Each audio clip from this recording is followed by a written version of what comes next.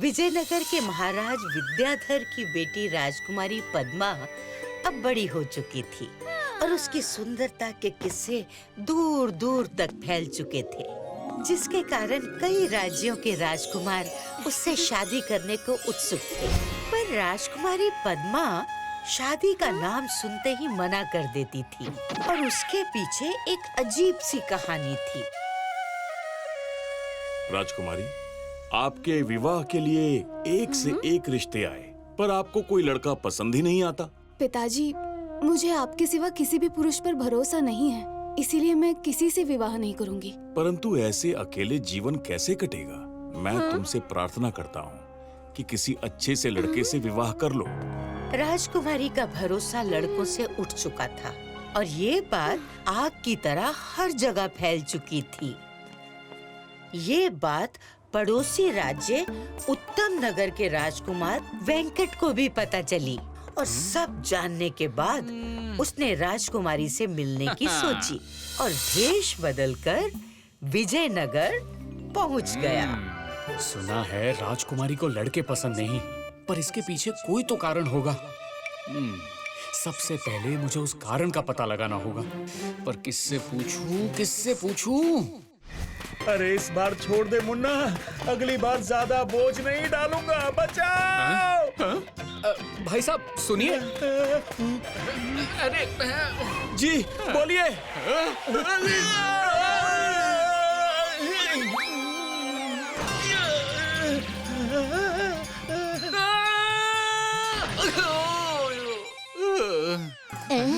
खुश रहो बेटे, इतने जोर से पैर पड़ने की क्या जरूरत थी? संस्कारी लगते हो। चलती हूँ, नहीं तो राजमहल पहुँचने में देरी हो जाएगी। राजमहल? जो भी हुआ सही आदमी से मिला, इन्हीं से पूछता हूँ। काकी, अरे अम्मा, मैं उठा लेता हूँ।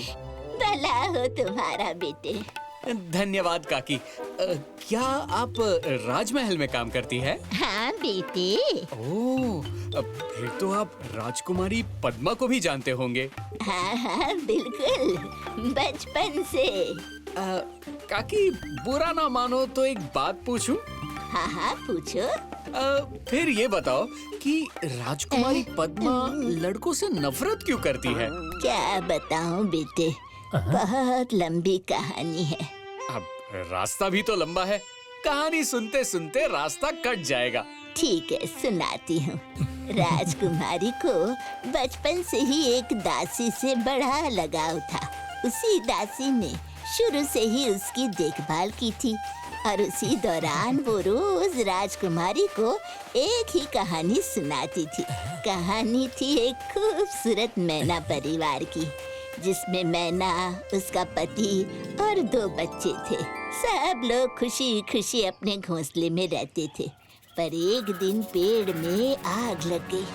बेचारी मैना अपने पति से कहती रही कि वो उन्हें और बच्चों को कहीं सुरक्षित ले जाए, पर उसका पति तो ये सोचता रहा कि आग कुछ ही देर में बुझ जाएगी। देखते ही देखते पेड़ के साथ मैना और उसके बच्चे भी जल गए और उसका पति उन्हें छोड़कर उड़ गया। ये तो बहुत बुरा किया मैना के पति ने। यही राजकुमारी को भी लगता है। बार बार एक ही कहानी सुनने की वजह से वो इतनी प्रभावित हो गई कि धीरे धीरे उसे लगने लगा कि उसका ये जन्म उसी मैना का दूसरा जन्म है और पिछले जन्म में उसके पति ने उसके साथ इतना बुरा किया था, इसलिए वो हर लड़के से नफरत करती है। तो ये बात है। काकी, राजमहल आ गया। कहानी सुनाने के लिए धन्यवाद। जीते रहे बेटा। तो ये कारण है राजकुमारी के लड़कों के प्रति नफरत का। मुझे कुछ ऐसा उपाय सोचना पड़ेगा जिससे राजकुमारी की नफरत खत्म हो जाए। महाराज, मैं एक कहानीकार हूँ।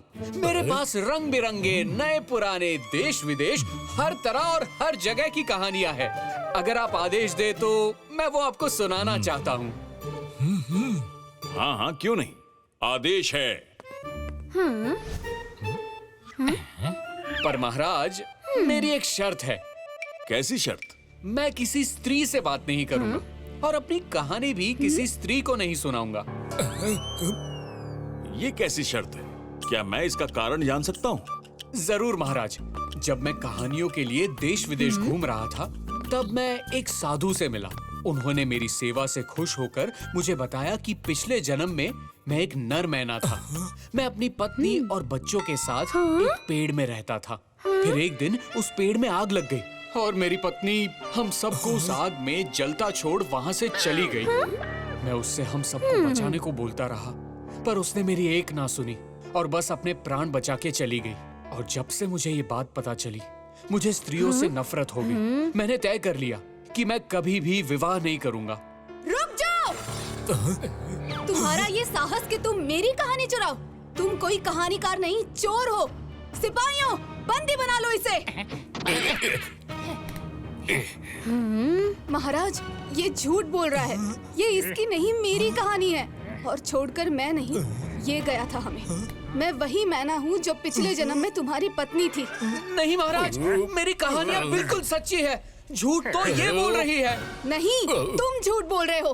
राजकुमारी पद्मा और राजकुमार वेंकट की लड़ाई रुकने का नाम ही नहीं ले रही थी। दोनों को अपनी कहानी सच्ची लगती थी। महाराज विद्याधर ने जब ये देखा तो कुछ सोचकर उनकी लड़ाई को रोकने की सोची। रुको, ये मेरा दरबार है। यहाँ की मर्यादा कोई भंग नहीं कर सकता। इसके लिए तुम दोनों को दंड मिल सकता है। क्षमा महाराज। क्षमा कीजिए महाराज, पर आपके राज्य का ये कैसा न्याय है? मैंने तो बस एक ही शर्त रखी थी कि अपनी कहानी किसी स्त्री को नहीं सुनाऊंगा। एक तो मेरे शर्त का अनादर हुआ, ऊपर से मुझे बंदी भी बना लिया गया। खैर, अब बंदी बना ही लिया है तो फैसला भी सुना दीजिए कि आपके अनुसार किसकी कहानी सच्ची है, मेरी या राजकुमारी पद्मा की? न्याय और अधिकार का बहुत ज्ञान है तुम्हें। तुम कोई साधारण युवक नहीं। जल्दी से अपनी असली पहचान बताओ। ये महाराज का आदेश है।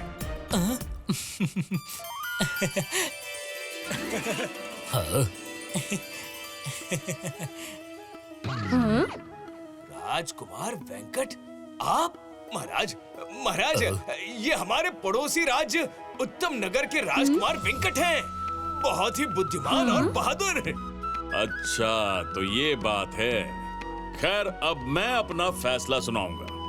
राजकुमारी को लगता है कि पिछले जन्म में उसका पति यानी नर मैना ने उसे धोखा दिया, जबकि राजकुमार वेंकट की कहानी के अनुसार धोखा उसकी पत्नी मैना ने उसे दिया। पर गलती जिसकी भी हो, तुम दोनों को ये पता है कि वो एक गलती थी और इस जन्म में तुम दोनों ये बात जानते हो। जी महाराज।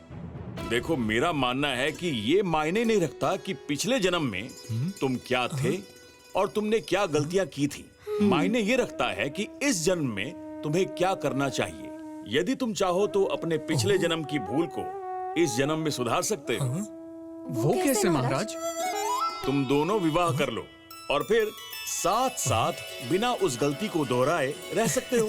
पद्मा और वेंकट को महाराज की बात समझ में आ गई और दोनों ने शादी कर ली और साथ साथ मिलकर प्यार से रहने लगे। If you like this video, subscribe to our channel Murthy Media.